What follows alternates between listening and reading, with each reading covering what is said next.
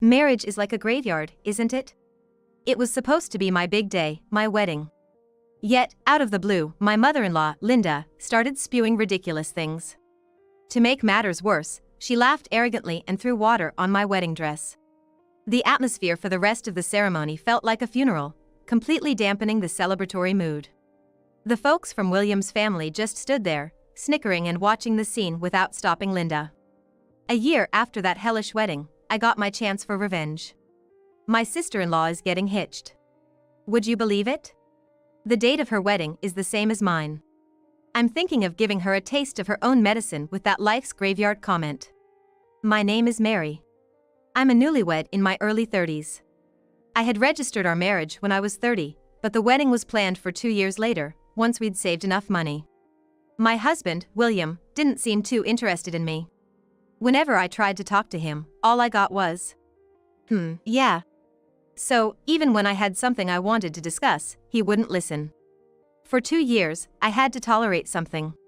It was the harassment from William's family. Is it meat pie again today? Didn't you have a meat pie just last week?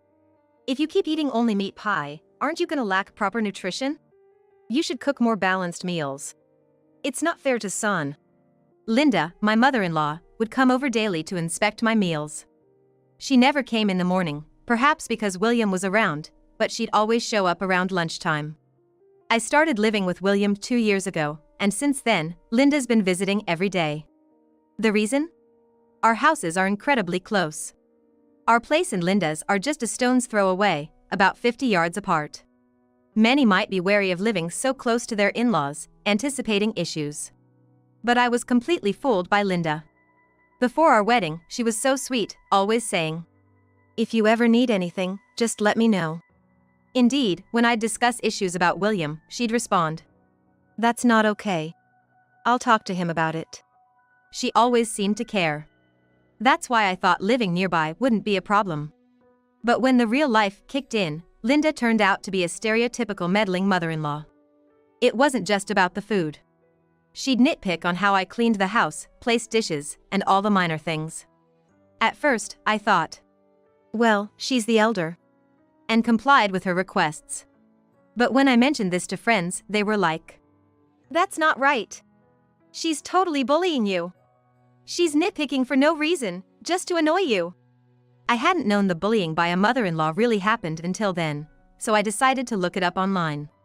When I did, I found stories that mirrored what I was going through with Linda.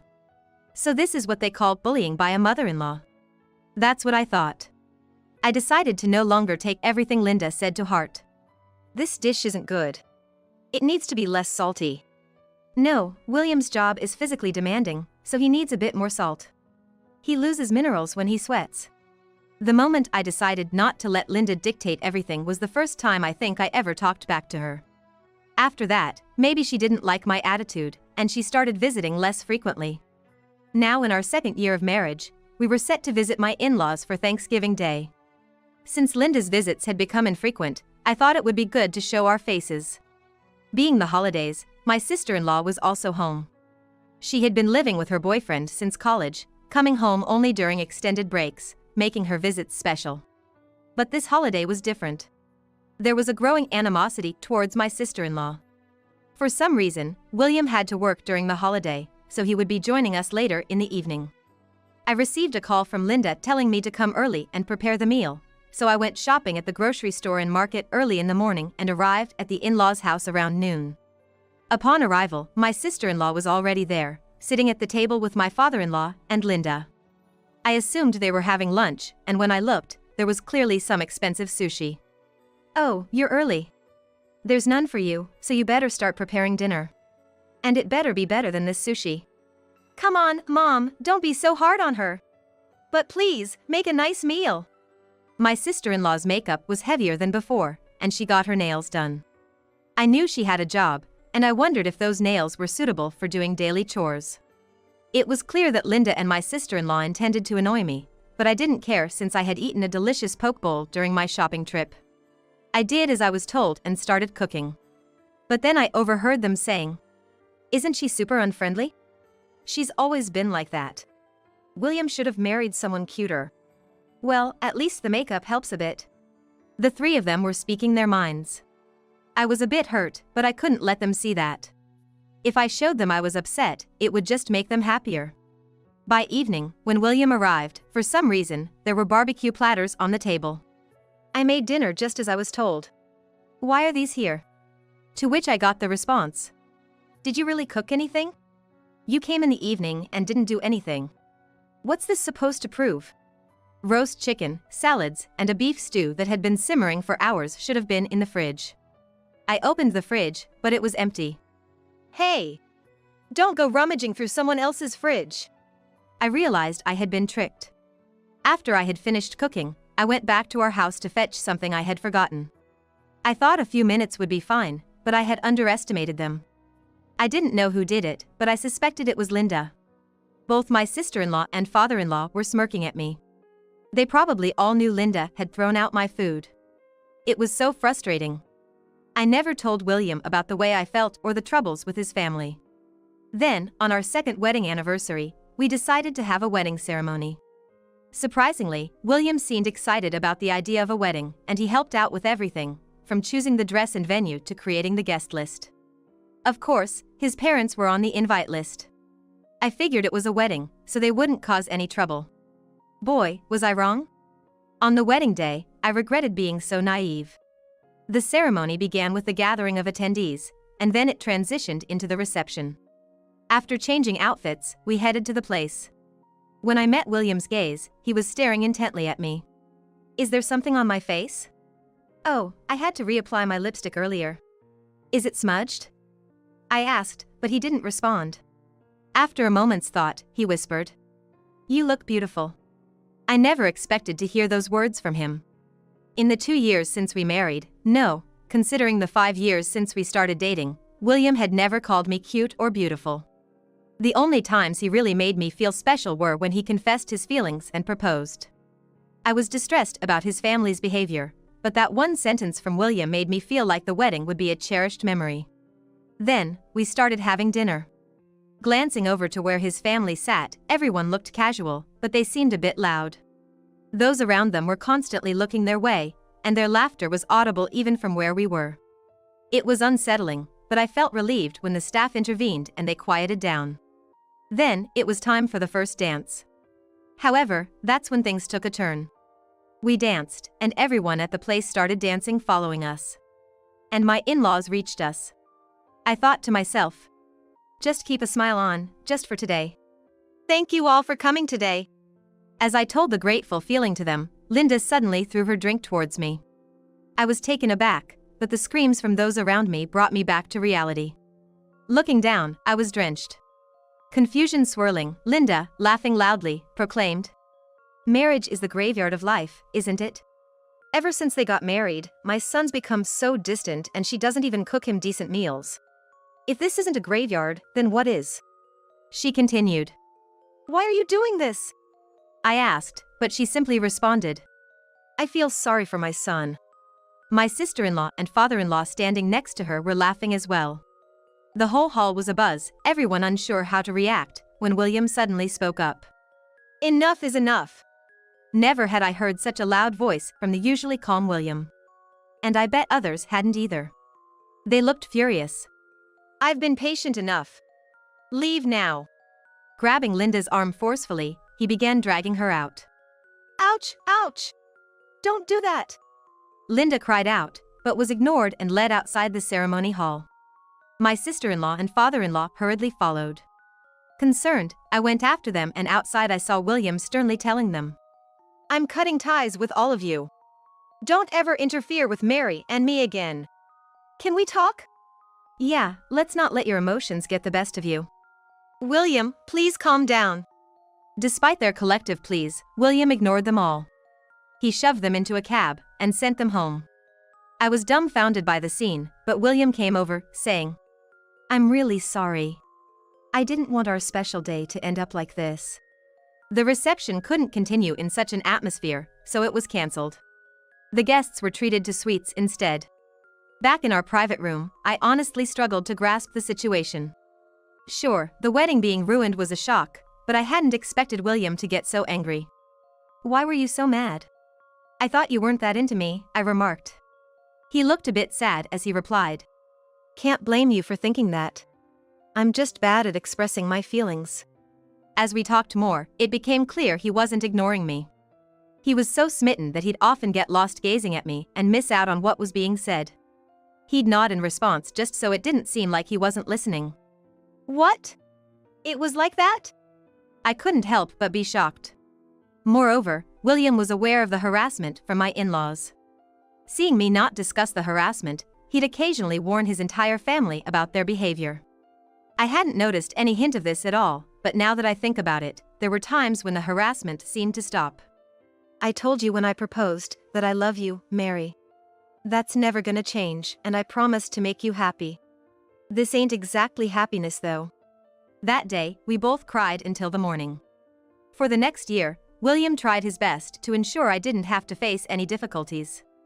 Thanks to his efforts, my stress was reduced a bit, and knowing William was on my side gave me strength. However, the harassment from the in-laws didn't stop.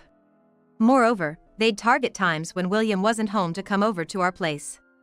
If we didn't respond, they'd leave snarky letters in our mailbox. Even if I tried to avoid them, such days continued for a while.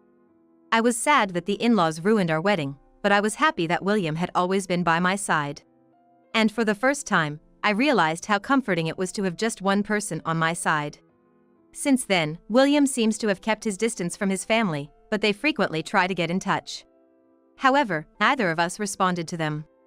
Then, there was news that William's sister, Lily, was getting married. The wedding was planned for a few months later, and without learning from the past, they sent us an invitation.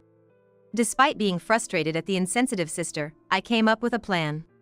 When I discussed this plan with William, he said, "Sounds good. People might talk, but remember, I'm always with you, Mary.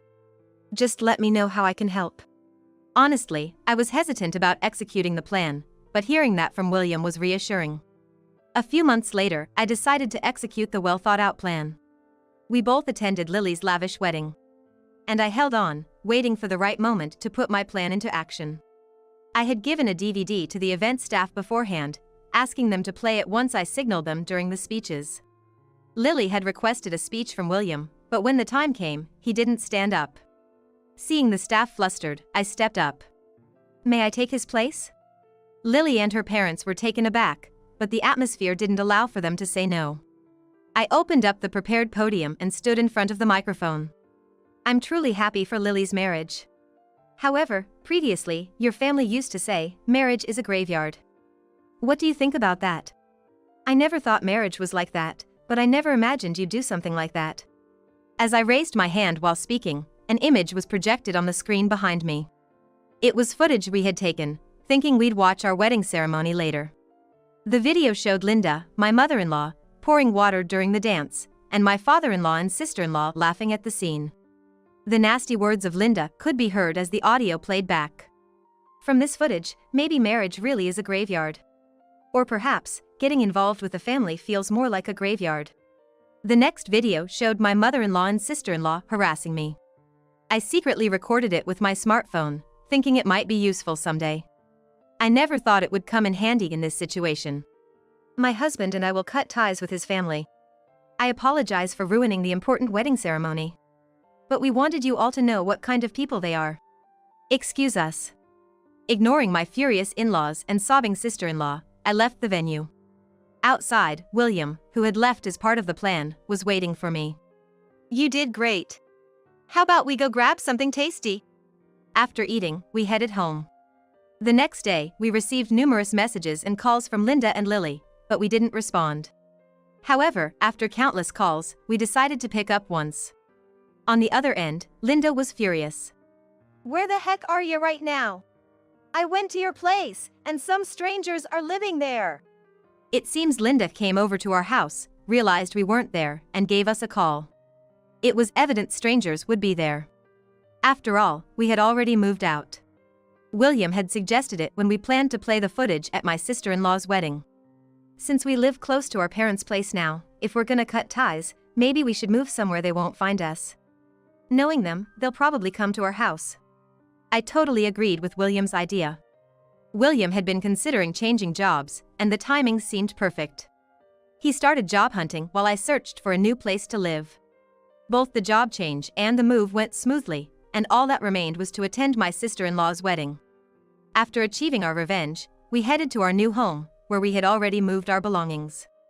We hadn't told anyone we were moving, and the new place was so far away that you'd have to take a plane. We believed there's no chance the in-laws would visit. However, to be safe, we had asked our neighbors not to tell anyone our whereabouts. As expected, Linda tried asking around, but nobody spilled the beans. Even though I wasn't saying anything, Linda kept talking one-sidedly. Are you listening? If you moved, just say so. What are you gonna do about us now? Linda was referring to the monthly allowance we used to send. Both William and I had decent incomes, and we had been sending money to the in-laws every month. I knew at some point that they were using our money for fancy sushi. But since I hadn't discussed it with William, he continued to send them the allowance. But after this incident, I told William everything, and he decided not to send any more money. We had been giving them money even before we got married, but after our wedding, our combined income gave us some financial comfort. William had consulted with me about the in-laws facing financial difficulties. I had agreed to increase the amount and continue the monthly allowance even after our marriage. However, in reality, they weren't struggling at all. They just made us send money so they could live lavishly. As the years went by, they saved less and could no longer live solely on their pension. In the end, it seemed they were relying solely on our allowance. Whether they realized its value after it was gone or whether they were genuinely struggling, they demanded, "Send us money and tell us your new address." We had no intention of telling them our address, let alone ever meeting them again. I hung up the phone from Linda without saying a word. After that, whether I blocked her number or not, she kept sending me messages to see how things were going. According to the messages, after Lily's wedding, her fiancé had apparently confronted her quite harshly. Lily's fiancé was what you'd call well off in general terms, and my in-laws were expecting some financial support from him. However, once he found out about the incident at my wedding, he was furious and demanded to know what had happened. Lily claimed it was all Linda's doing, but there was footage of Lily laughing along. The fiancé declared he couldn't marry someone like that, breaking off their engagement. Naturally, the talk of financial support also fell through. The flustered family was expecting some financial help from us, but since we found out that the money was being used for luxury, that plan failed. Lily, who had been living with her fiancé, was kicked out and now lives with her parents.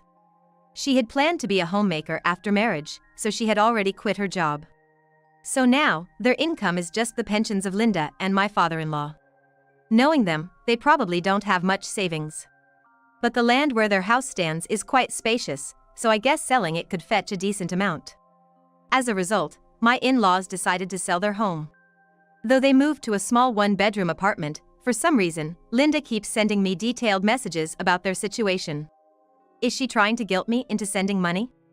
I don't feel sorry for them, and when I talked to William, he said, "It's annoying when they send messages like, 'Don't you feel bad for us?'" As for William and me, we were engrossed in our new jobs in a new place. William had switched jobs. And I set up a new company. A matchmaking agency. The incident with my in-laws was the catalyst. At the matchmaking agency, it's crucial to vet potential partners and introduce them to suitable matches. Dealing with my in-laws made me realize the importance of family. Even if someone seems perfect, their parents might not be. Having been through it, I believe I offer sound advice to those who come to the agency. Sometimes, they may need to be prepared to cut ties with their parents. In fact, almost everyone who found a partner through the agency has thanked me, saying things like, "I'm so glad I joined this agency. I had some non-negotiables, but I realized that if I changed, it wasn't a problem.